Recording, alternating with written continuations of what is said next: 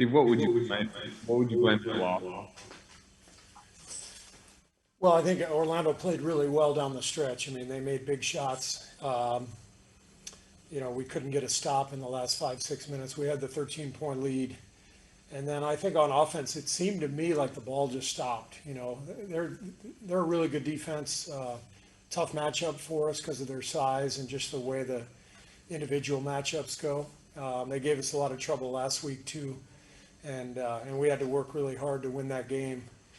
And I thought we broke through in the third quarter and the first half of the fourth quarter. The ball was moving like crazy. And I'll have to watch the tape, but it seemed to me like the last 5 minutes, it was one pass and a shot. We stopped doing what had gotten us the lead. And when you do that and you're giving up hoops at the other end, the whole game shifts. What did you think of the roller coaster nature of this game, Steve? And are there things that you'd like your defense to do to smooth things out and maybe have control of the momentum changes? Yeah, I mean, it was a wild game. It didn't surprise me that we found ourselves down quite a bit in the first half, based on just the scheduling, the travel, no practice, when we got here, 3-hour time change. So I sort of anticipated that we would struggle to start the game. And I was really proud of our guys, the way they battled in the third quarter to completely change the momentum of the game. Kelly Oubre was fantastic. He is playing his best basketball of the season. Just the way he has really comfortably grown with the offense. He's moving the ball well. He's basically taking good shots, taking open shots, and defending, rebounding. And I thought third quarter he was great. Our whole team was great. I think we had 13 assists and 1 turnover in that third quarter. But we just couldn't close it, and it was a shame. Like I said, it's a shame we couldn't because we played hard enough and well enough to win, but give credit to Orlando. They played great down the stretch. Does it add to the deflation it did seem like this was maybe the moment so far early this season that you guys were kind of gaining momentum as a team, had the chance to win 3 in a row for the first time, go 4 games over. Does that kind of add to the deflation? Yeah, no doubt, no doubt. It felt like we were right there, and I still feel like we are. I think we've gotten dramatically better, in recent weeks, and it'll be good to get some reinforcements back, hopefully by the end of this road trip. But we are where we are, and we're fighting, we're improving. We just haven't gotten over the hump yet. Steve, to follow up on what you've been saying, when you get down 17 and you go up 13 and you're fighting all the way down to the end like you guys did, how much of it is just mental at the end of a game like that to try and close down the way you weren't able to tonight?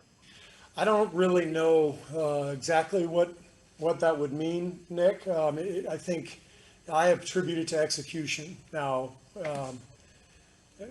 is execution physical, mental? It's probably a combination of both. And as I said, I thought we let our guard down offensively in terms of the ball movement that had gotten us the lead. The ball kind of stopped, and they got hot. They started making shots.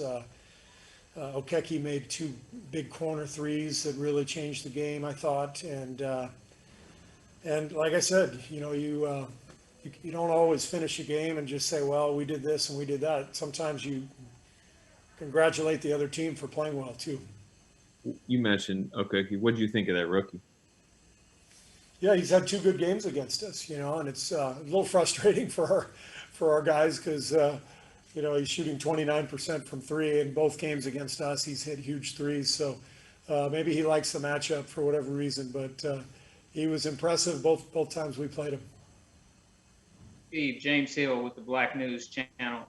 Steph is always a consummate all-star, if you will, and he always fills it up. He had a couple looks late down the stretch. What did you see out there from a coaching standpoint?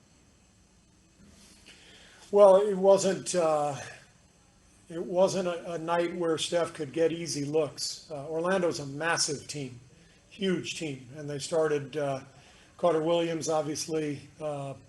Everywhere you look, they got guys, 6'7" to 6'10" with long arms, and so Steph had a rough shooting night, and I thought Orlando had a lot to do with that. I thought their Their defensive schemes were good, just like they were a week ago when we played them.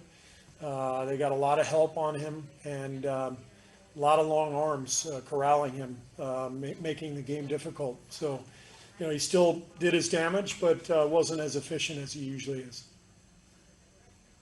Coach Mark Haynes from Clutch Points.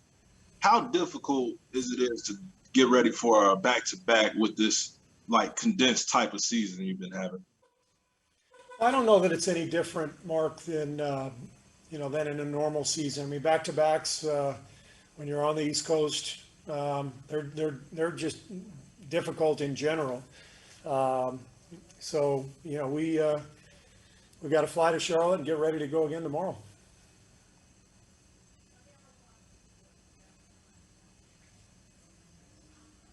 Steve, a quick turnaround. It's a game that a lot of people will be looking forward to seeing Steph back in the area.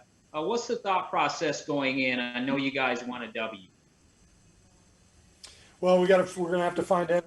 We'll get in late tonight and get to the hotel, and guys have to get off their feet, get some rest, and put a game plan together tomorrow at our breakfast meeting, and we'll get ready to go. It's the NBA. There's always a game the next night, it seems like.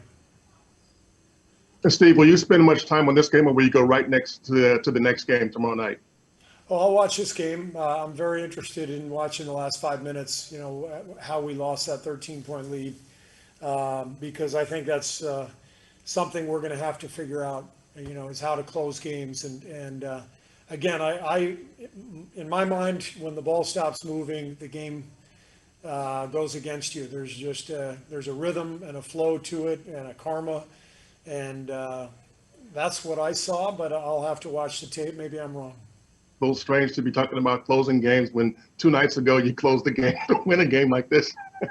Yeah, but that's this season, and it's not just us. It seems like it's every team in the league is struggling to find momentum and catching a hot streak. There's a handful of teams out there that are doing it, but we haven't been able to do it yet.